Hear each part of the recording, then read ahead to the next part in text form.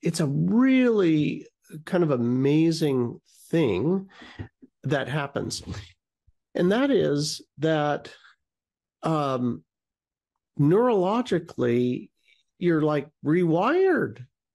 Your system has disassociated the pleasure of this item and the sense. There was a lock. So I'll explain the lock first. So the lock is created quite simply when I have a super positive experience.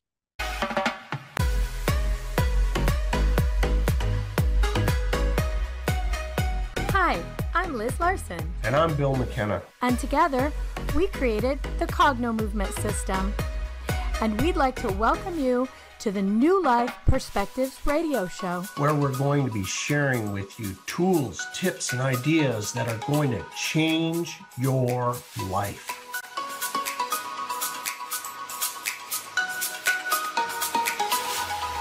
Hello in UK Health Radio Land.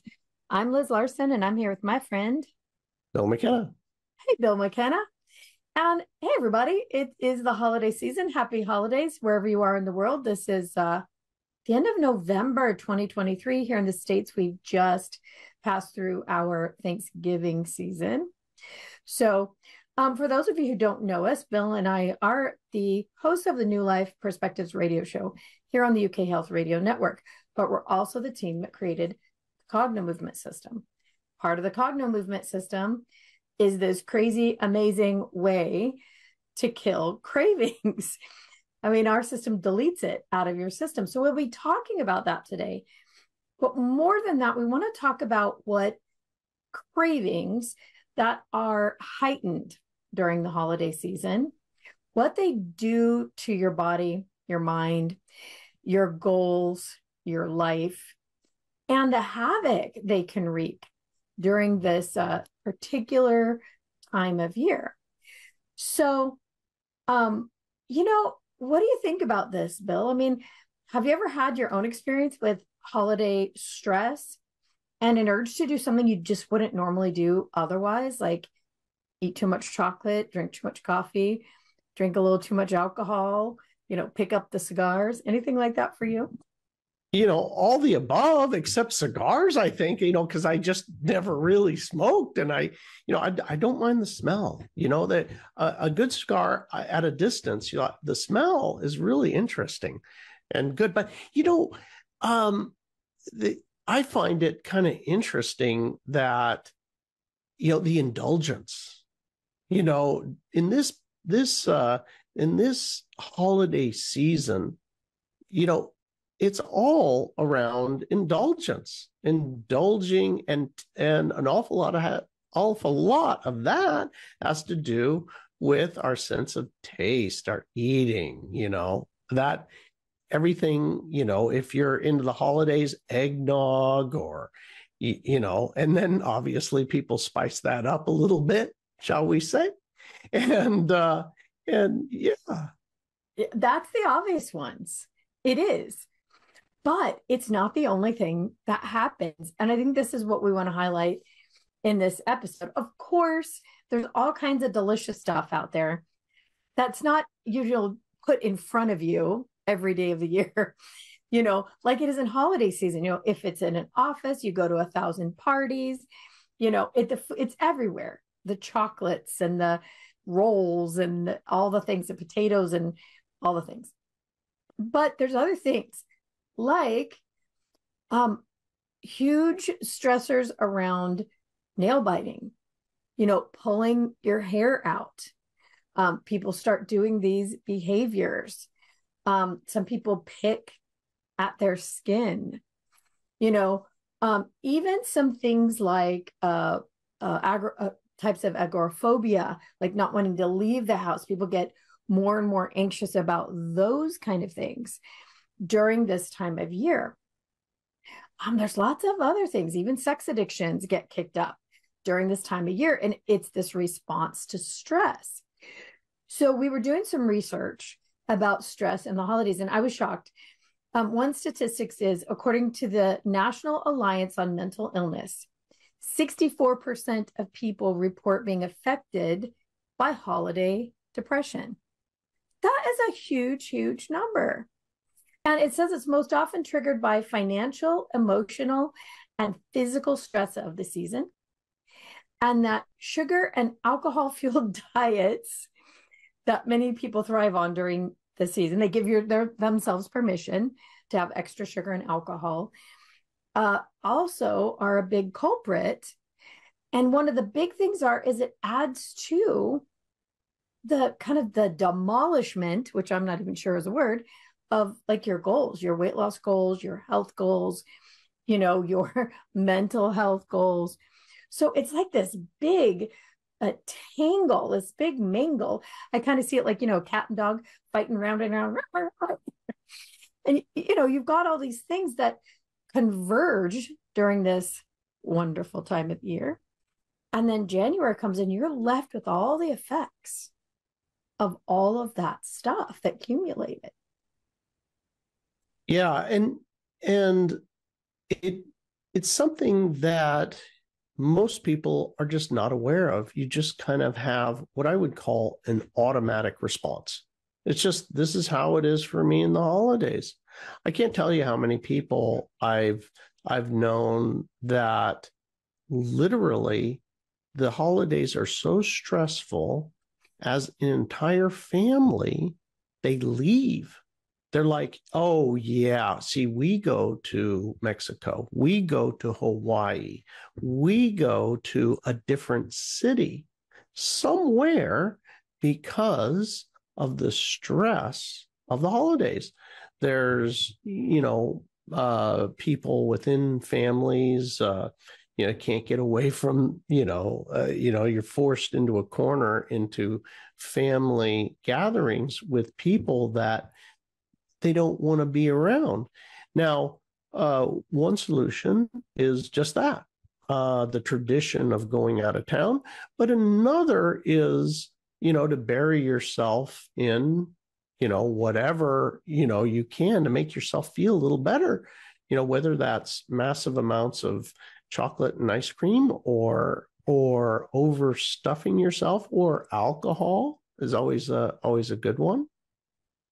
Yeah, and okay, so there's all that stuff, but there's also just only at this time of year does my mom make my favorite cookies, right? Mm-hmm. Only at this time of year do we make my grandma's favorite recipe of, and you're not going to get it any other time of the year. And so you got to eat as much of it as you can. And there's this driver, not to just have a little and enjoy, but to overconsume somehow. Yeah. So you get it all in, right? Or it wouldn't be too bad if just at Thanksgiving or Christmas, if you're in the United States, our Thanksgiving meal is like a huge feast, turkey and stuffing and vegetables and rolls and every kind of pie you can imagine. Wouldn't be too bad if you just let yourself indulge that day. But somehow it trickles over into this really like 6-week period that extends just beyond New Year's and just before Thanksgiving, when all this stuff is out there. So that's another driver that isn't necessarily from stress. It's just from it all being available right now and wanting to get as much of it in as we can. Yeah, that's true. And there's other holiday stressors, and one of those holiday stressors, there is part of the 64% that finds themselves alone. Yeah. Life was good. Life was good because I had a brother, I had a mom, I had my sister, and now I don't. Mm-hmm. And so, this is a very hard time. So what do? You just want you to make yourself feel better. So this is a particular time that's very busy within the bar industry. Yeah. And they just are trying to consume their way out of a bad feeling. I just want to feel better. I don't want to feel the pain. Yeah. Well, and there's so many things that go back to childhood. My husband always tells one of his most famous holiday stories was about getting in trouble. He had 3 siblings and he, was kind of ornery. And he came downstairs right out. His parents went to sleep once he knew they were asleep. And he was the ringleader, took all the kids downstairs and they untaped, like very carefully, untaped and unwrapped everything to see what they got. And then carefully put it all back together. Well, his youngest sister was a tattletale, and why they never figured this one out before they did the heist in the first place. Of course, they got up the next morning and the little sister told. Oh, so dang. their parents were mad. I mean, I don't know why their parents are mad. The gifts were for the kids anyway, but I guess the fact that they snuck. So all the gifts got put away. And I think it was like a week or something before they got to open them up. And, for a little kid, little boy, like those gifts are everything. He's 100% sure that BB gun's in there with his name on it, right? Oh, yeah. So this is kind of a funny story that he tells, but if you were to watch him tell it, you can still see the stress and the pain and the anger on his face from that time. I know you have one too, don't you? A 3-year-old holiday story? Oh my gosh. Yeah. Yeah.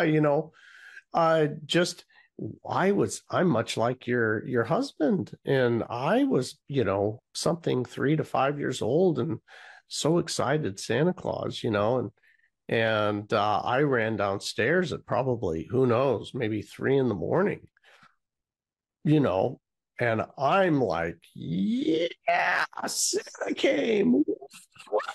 And, everybody's getting up, my parents had just gone to bed, and, as we say, bad bastard Billy, had ruined Christmas. so, it didn't go well for bad bastard Billy. So I got, and, gotten into a lot of trouble for that one. And the funny thing was that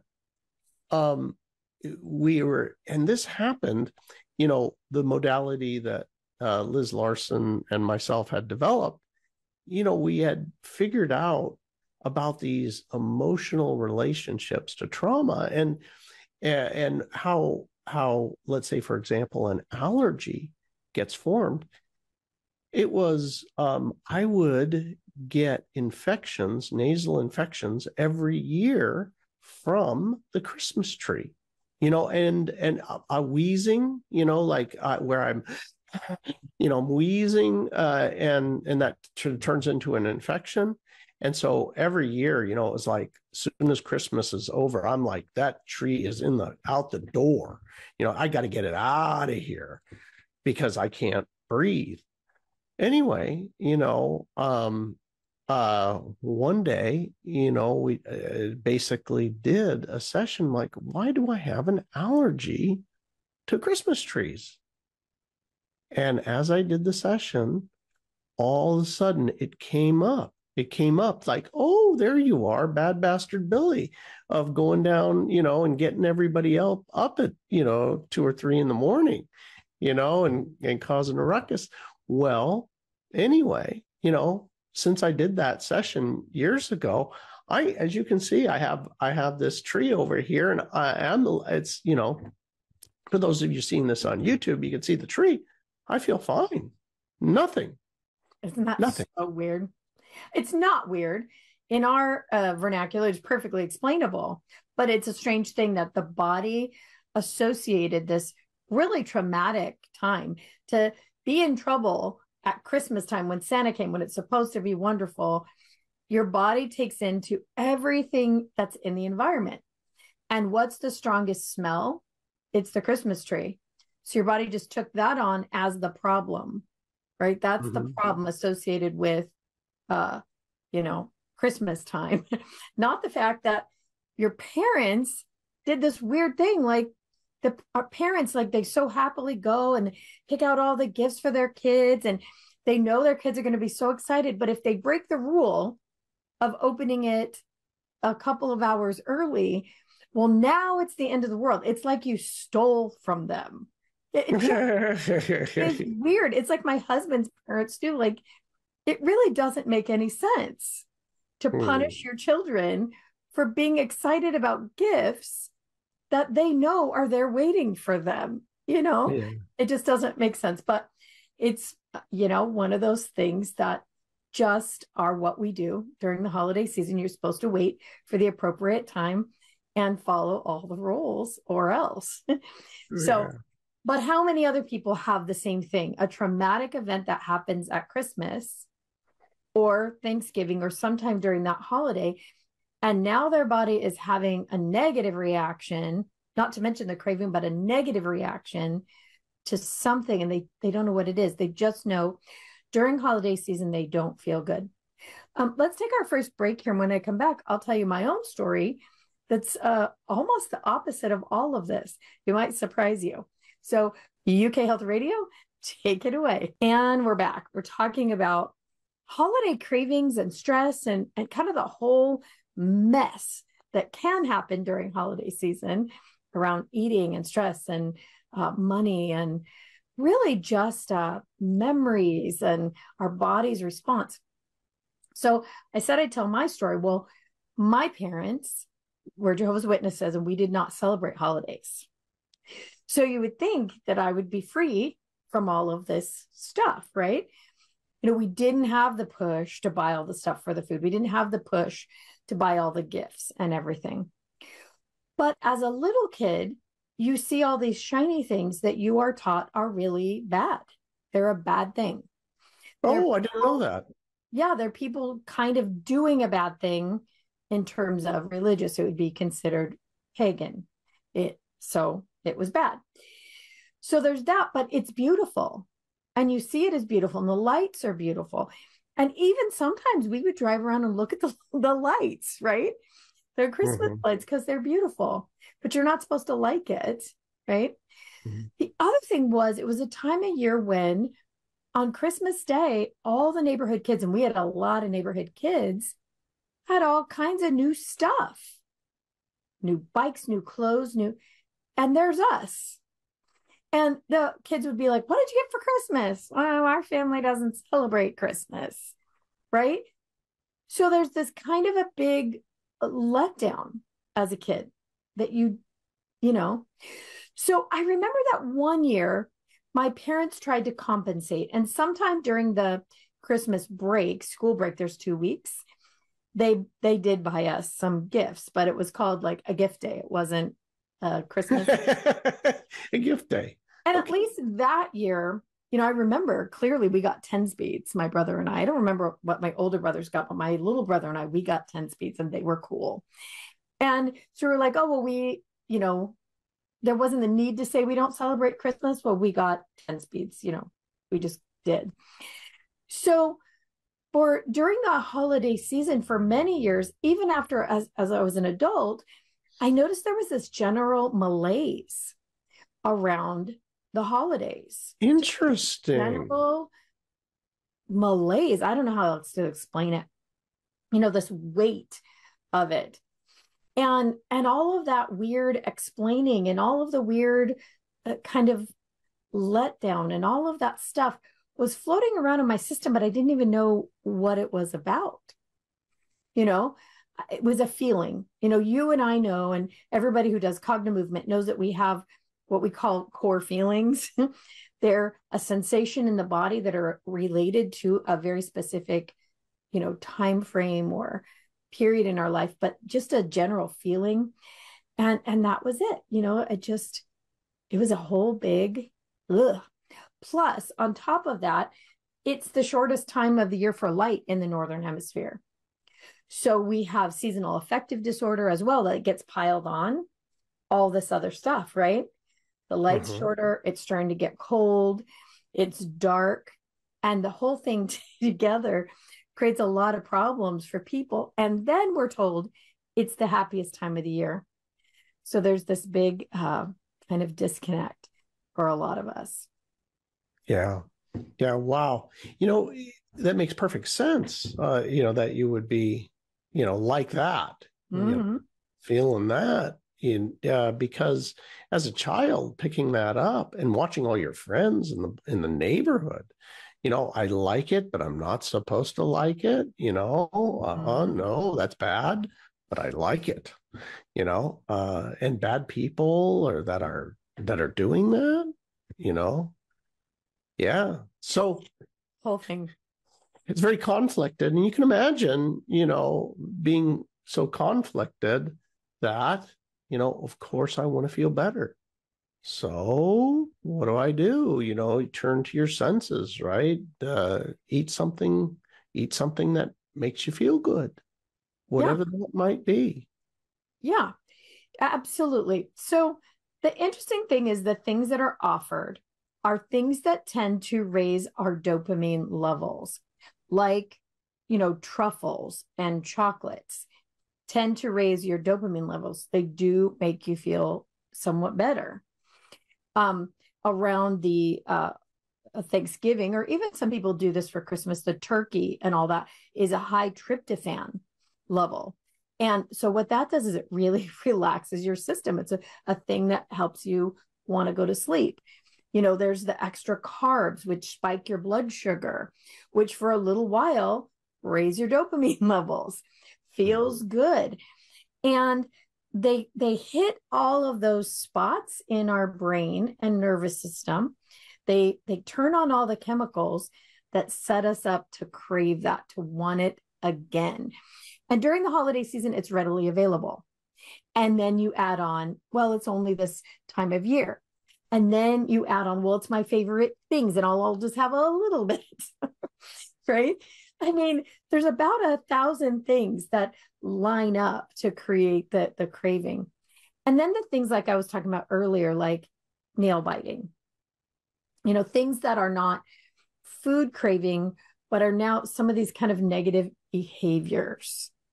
OCD kicks up, the need to clean, or people with shopping addiction this time of year is terrible for them. There's all Oh the yeah. reasons to shop and all the sales, right? Yeah, Black Friday here in the Ah, United States. We have this thing for people who are not, here resident in the US, but the day after the holiday called Thanksgiving here, that they have these massive sales. I don't know how long ago this maybe it was 10 years ago or more. They made up this thing where they figured out that it was a big shopping day. So they ended up creating all these sales to try to drive people to, go shopping for Christmas and the holiday season. It turned into an absolute chaos situation. At some of these massive retailers, they would offer certain things like huge TV sets, at cost. And then people would line up.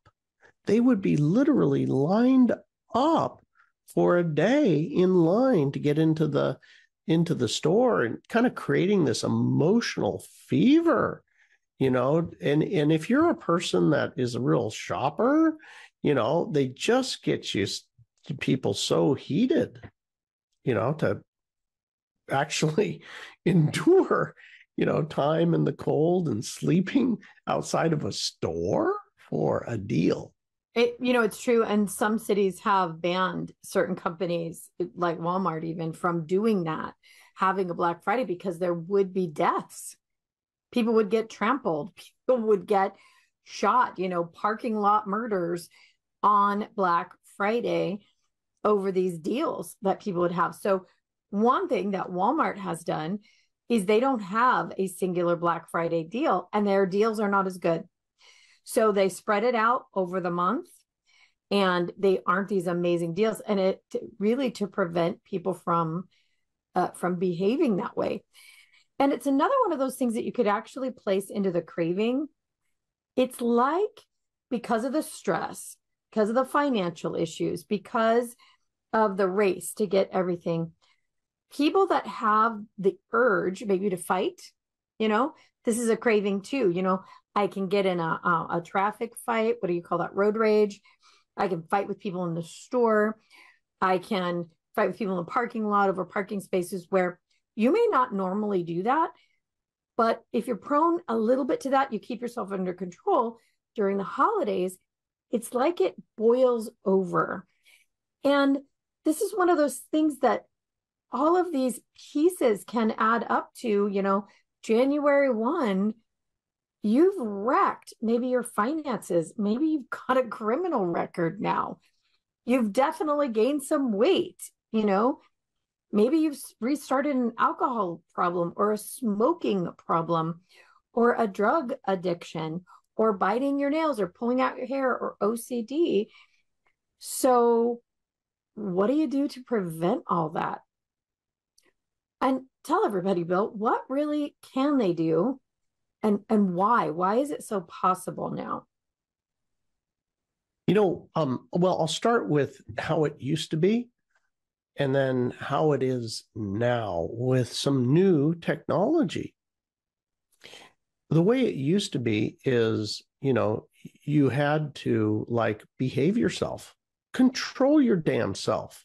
You don't need to eat the entire box of chocolates. You can simply just have one or two. You don't have to go crazy on it. You can have one drink. You don't have to have 12. You don't have to do all of these behaviors that are really quite simply reactions. You feel compelled, yeah, I want to do that. Yeah. You're doing it automatically or as a compulsion or as an automatic response to the feelings that I have. So that was the old way, is willpower, that you had to be stronger than the chocolate, stronger than the drink, stronger than whatever compulsion or desire to make yourself feel better. The new way is simply to allow yourself to feel that way. I know if you're listening, you're like, what? Wait, what? Allow yourself to feel like you're going to eat the whole box of chocolates and enjoy it? Yes, that's the answer is yes.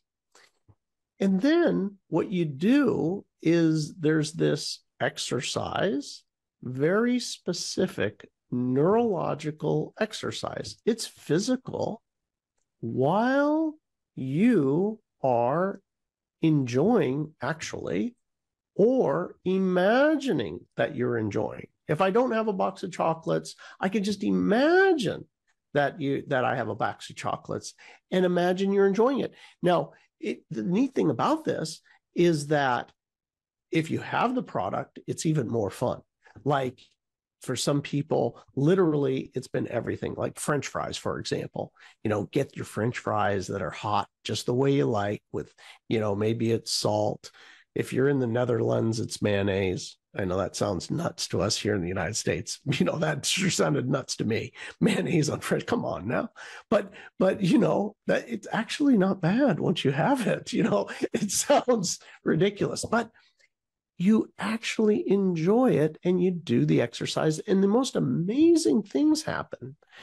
The most amazing thing is that in the end, after you do this exercise for say 20, 30 minutes, while simply enjoying the item, whatever that is, you have this sensation in your body. Like maybe it's a sensation in my chest, or maybe it's in my belly button, or maybe it's in my throat, or it could be anywhere. And that sensation either dissipates and goes away, or it ends up moving, like it's in my chest, then it moves down to my belly button, then it moves down my leg into my foot, and it's gone. And with it too, the desire. Literally, not only the desire, but when you taste those French fries again, you're like, who spoiled the French fries? I love the ones that are like Coca-Cola. You can see it on the internet, on YouTube. There's Pepsi. If you look up Cognomovement Pepsi or Cognomovement Coke, when people actually go to try it again, it's like, oh my gosh, somebody put metal in the Coca-Cola. It tastes like different. And or maybe it's a Snicker bar and you're like, this thing tastes like grease. It's the wildest thing. It's like the true identity of that particular product is like your tastes, or it's revealed. It's the strangest thing. Yeah, and it's so interesting to see somebody go from absolutely craving it, like you just see it on their face, to cringing, like, yuck, what is this thing? So it shows that it really isn't your taste buds. It really isn't. I've known people who, after having a stroke, their taste buds change dramatically. Like one woman hated onions, and then immediately after her stroke craved onion rings. So it's not about your taste buds. It's about the communication between that sensation and your brain. It's how your nervous system really interprets the mixture of sensations, the taste, the smell, the texture. And it's like you said, Bill, it's almost like it reveals the truth beneath it. And you're kind of like, yuck, what is this? But before that, your body really believed that was the best thing ever. And the culprit really is an overactive nervous system in overdrive. And this craving, this often high fat, high sugar, high starch, quells that high overdrive nervous system for a short period of time, bringing down that whoop kind of sensation over it, this super highly active nervous system. And then the nervous system will reach for it again and again and again, because it really is such a temporary fix. So let's take our next break. We'll hear from the good folks at the UK Health Radio Network, and we'll talk a little bit more about the function that the nervous system has here, and why what we do at Cognomovement is really so effective. So UK Health Radio, take it away. And we're back, and we're talking about cravings and the function of them, and how once they're turned off using the Cognomovement system, what happens and why? Why does it turn it off? Why does it change, Bill? It's a really kind of amazing thing that happens. And that is that neurologically, you're like rewired. Your system has disassociated the pleasure of this item and the sense. There was a lock. So I'll explain the lock first. So the lock is created quite simply when I have a super positive experience. For example, I remember when I being a little kid, I got stung by a bee, and I'm crying and crying, and I'm stung by a bee, and I'm really hurt. And I remember being really hot and sweaty. And my teacher, like I was alone with her, and she reached in her purse, and she was like, gave me a little candy, a little wrapped up candy. And she kind of rubbed my head and put her arm on my shoulder. And I tasted the candy, and I could feel her concern for me and her genuine appreciation of me and care. And meanwhile, I'm eating a little mint candy. Now, what my little system did is mint candy equals being cared for. And if I don't feel good in the future, mint candy. Oh, wow. My system relaxes and it's like, yeah, I feel okay now. You don't know why you feel okay, but you start to feel okay. Everybody can kind of relate to this. Everybody's got kind of a thing that you reach for when you're kind of down. And if you think back long enough and hard enough, when was the first time that you had that thing? Did you have a situation where you felt loved, cared for? You had fun. You were with your friends having a good time. And then, you ate or drank that thing. Well, there's a binding that happens. The way we live our human existence is through our senses. If we could not smell, touch, taste, hear, see, we literally wouldn't have a human experience. We live through our senses. We communicate and collect data. We need these. And when we have a strong feeling, a good feeling, and then we have a sensory input, see, smell, taste, touch, that sort of thing. These things are now locked. They're locked together. Snicker bar equals good times, right? Yeah. Yeah, it's so interesting. It could be other things too, like, this is what we do when we all get together. Somebody told me, one of our practitioners was talking about their client and doing the craving set, and it was about Doritos. And the person said that Doritos meant this is the thing we all do together. Her mom and her sister, they didn't all necessarily get along together, but they would all sit and eat Doritos and watch a particular show. And that meant we are all getting along. This is our thing. This is what we do. She said when she did the Cognomovement session with her client, 20 minutes, she said all she could taste was the grease and the chemicals. And she was thinking, how did I ever actually like these? Well, her body really didn't. And it's so interesting because so often we become allergic to the thing that we crave. Like it actually causes our body some harm. But we crave it because of the extenuating circumstances, what happens around it. In her case, I'm part of, my mom and my sister were close when we eat Doritos. This is what we share. So she was eating Doritos at other times away from that to get that feeling of connectivity again, So Yeah.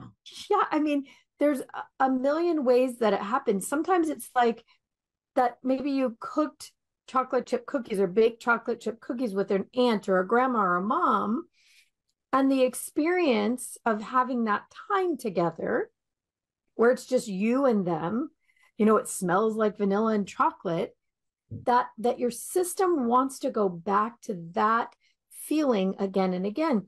And it tries to do it through the senses, through the food that you're eating. You must be reading my mind, Liz, because I was just thinking about exactly that. I used to go to, do you remember Mrs. Fields? Yeah. Chocolate chip cookies?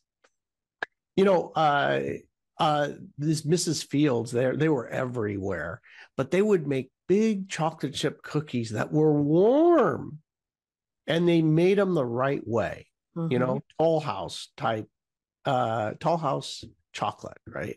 And their recipe. And that was definitely a thing for me. I would make chocolate chip cookies with my mom and also my sisters. And if you're making chocolate chip cookies, there's not a lot of fighting. You're feeling good and it's a process. I used to go by there all the time. I would stop the car in the red, and just to get my chocolate chip cookie. Every time I'm feeling not good, it's just like, yeah, chocolate chip cookies. I didn't know what I was doing, Yeah. Well, it really is so interesting. And we were talking about the nature of a craving, and a craving, a like of a food is not bad as long as you have control over it and it doesn't have control over you. We were talking about one of our practitioners who had this addiction to frozen chips. Frozen, she called them crisp. She's in Australia. And she really, it was like an addiction. And there was a very specific time of day she didn't wish she was driving. Well, recently she said she was able to eat them again, where at the end of the session, she just thought they were disgusting, like gross. But she said recently she was able to eat it again. And so we have this differentiation. It's okay to like something and to want it and to snack it and enjoy it. But when it takes control of you and you don't have the ability to stop yourself, where you're driven at a time when it's not convenient or not wise, or it breaks your goals or messes with your life, that's when a craving is a problem. So you may have a little craving for, oh, I don't know, let's say a chocolate at midnight someday, once a month. Oh, that sounds good. And you have one. That's not an issue. That is not what we're talking about. We're talking about where you've got to do it and it really messes up part of your life. You don't have control. So, it's a good differentiation, because you may think we're talking about just foods that are bad for you, things you shouldn't eat. No, not at all. It's when that thing takes over your life and messes with you. So really, now is the time. It's the beginning of, it's not even while we're recording this, it's before December has even hit. But now's the time, before you're deep in this Christmas, New Year's season, to do something to shift yourself out of that, so that you don't hit January 1 with excessive weight, a renewed alcohol problem, a renewed smoking problem, depression and frustration that you didn't have the self-control you thought you could have. We want to tell you it's not your fault. It's not your fault at all. It's an overactive nervous system. You can turn that overactive nervous system down now, so that when that thing that used to drive you to overdo shows up, you're just not that interested. It's just not interesting. Or you could have a bite or a smoke or a taste or whatever, and then that's enough. You can enjoy the little bit of it, because the first bite of chocolate and the 80th, you enjoy the first one. The 80th, not so much, right? Yeah. Now you're just quelling an overactive nervous system. So a person could do this now for 20 minutes on the thing, the first thing, the top of the list thing that wrecks their goals, in the new year. Take that thing, do a 20-minute session, and literally just not have it distract them, not have it be interesting really at all. And this also can be applied to the things that really tear you down. There's people out there that may be a diabetic and they feel deprived because they can't eat the pizza, and you want the pizza. You want it, and now you're deprived. And that's the nature of the problem with diets. It's like, I want it so bad, and now I have to have all this willpower. Imagine for a second having no willpower issue because you don't care. You just don't want it. The cake's in the refrigerator, and cake or broccoli, who cares? It doesn't, you don't feel anything about it. It's just makes the healthy decision very easy. It's not really very easy if you're not free from those things. No, it's really, really true. If you can walk by the chocolates and really smell them, oh, that smells nice, but you don't have any desire to eat it, man, that's so great. Rather than having to fight yourself to the floor to not eat one of them. Like, that's a big difference. So let's talk about some of the side effects that happen when you turn off that nervous system in overdrive, you turn down a craving. So it's really kind of great, because you get this sense of calm. You get the relaxation. You don't have the weight gain or the, need to work out 1,000 hours to get off whatever you ate. you actually get creativity. One of the side effects of the Cognomovement system is massive creativity. It just turns on, all of the brain and really turns on the ability to create and think and enjoy. It turns on a sense of ease and comfort. So what your body was reaching for during this holiday season to quell the stress is an automatic side effect of doing a Cognomovement craving session.